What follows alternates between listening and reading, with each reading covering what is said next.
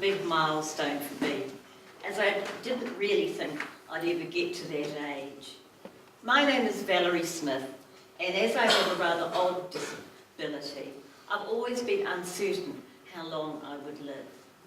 In my photo in Jenny's book, I'm celebrating being 60. Excuse me. It's quite overwhelming to be here with so many lovely people.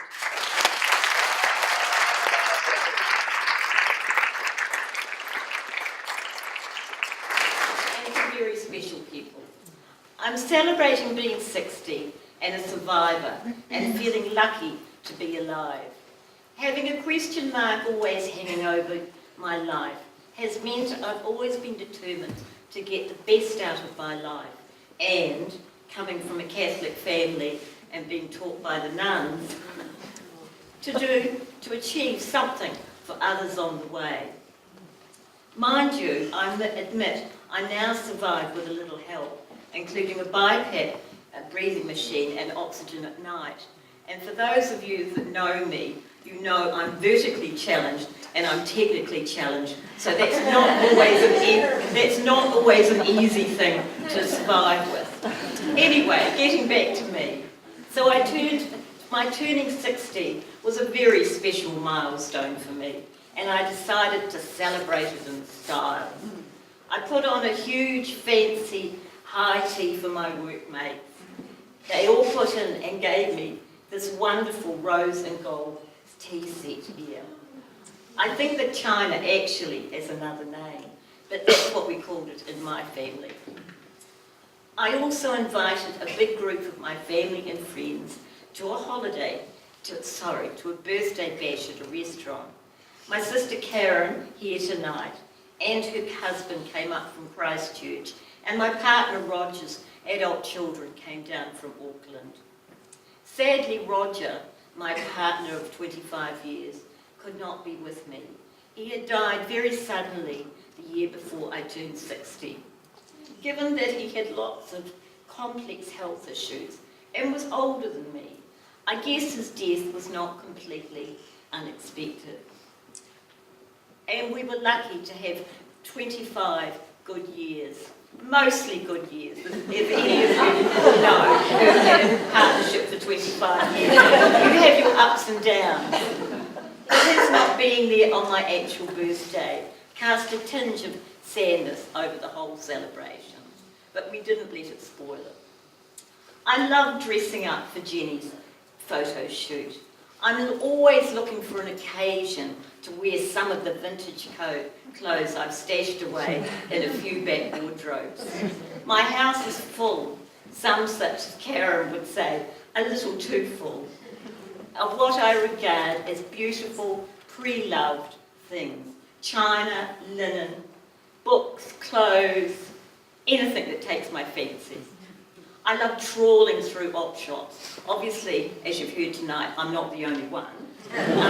Getting my fix, as Roger would call it, in the hope of finding that something special, unique, and now and then valuable. Not too many of those, but you know. I love history, and op shops bring the past vividly to life. Who wore this fabulous fur wrap? I found this in Dunedin Presbyterian Support. Probably from the 1940s. Or this hat from the 1950s. Don't you remember your mothers wearing these? Even my skirt is second hand. I found 3 new silk skirts, all the same size, unworn, and with the same tie label. Did someone get them overseas, bring them back and find they didn't fit? I'll never know. Tonight I've added this wonderful German Oraton bag. Who doesn't love a bit of bling? I know it's from 1972, as a tiny little booklet came with it, as well as a little wee mirror. Remember, all you can fit is a tissue and a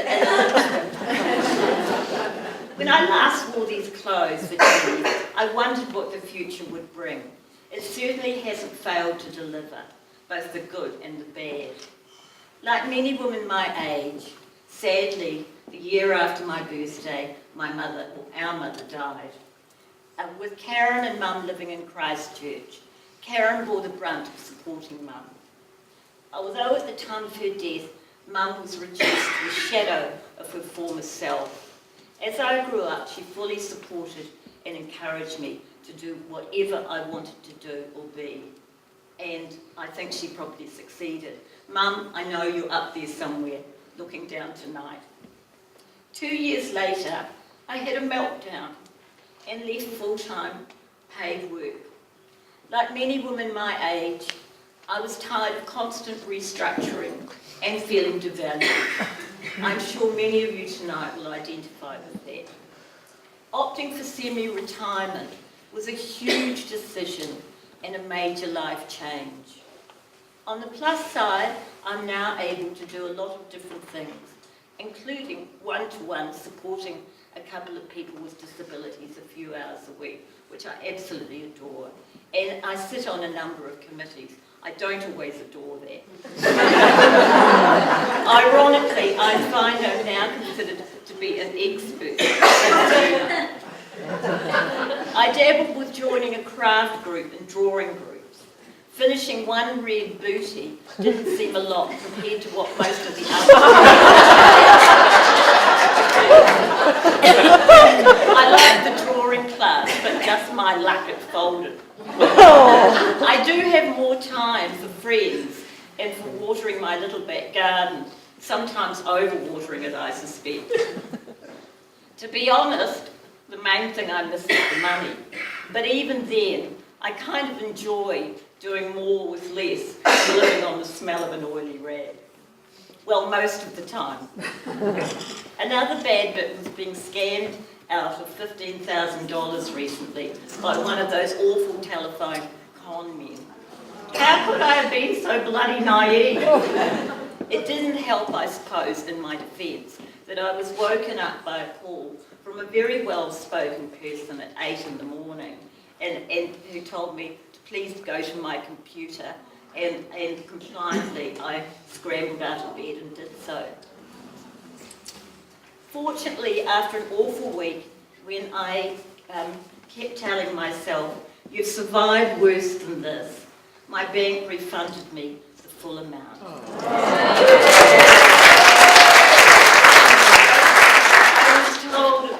I was told in the beginning it would be discretionary, but I've been a very long-term customer, so there's some advantage in being over 60. Like all of us, I continue to face challenges. Life just doesn't stand still. But I know I will survive. I have in the past, and I will in the future. I know I can, as the saying goes, pick myself up and start all over again, if I have to, and with a little help from family and friends. If you don't have this confidence in yourself at 60 or 63, it's probably too bloody late. So, I would now like to raise a toast to the past, especially to those wonderful, strong, and often forgotten women who helped us and shaped us, to the present, and finally, to our exciting futures. Roll it on, but not all at once.